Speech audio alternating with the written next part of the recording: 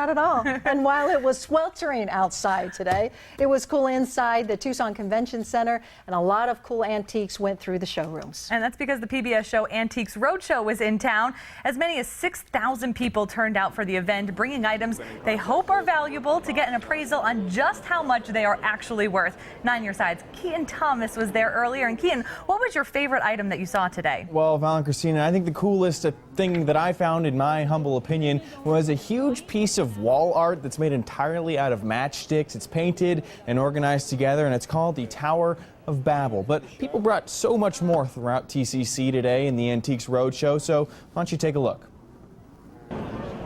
A funky chair, some art, textiles, and more, all of it to be appraised by the experts from around the country at Antiques Roadshow.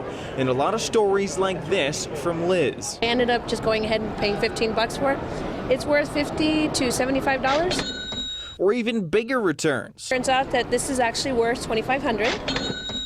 Then there's Judith. I'm a treasure hunter. She was finding out how much her collection of woven baskets were, and the one you see there she got from a man who used to use it as a trash can. It's really old and it's worth $1,800 to $2,000, so that's really cool. It's stories like that which make people interested in coming here, and the appraisers themselves, though, can be a sight to see too. I like to say I'm not an appraiser, I just dress like one.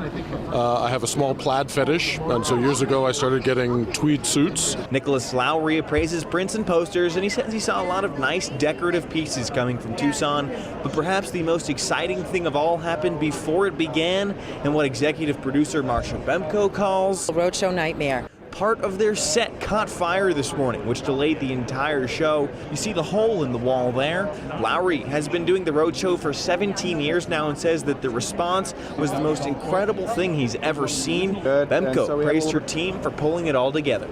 That's why, you know the saying, the show must go on? This show's going on.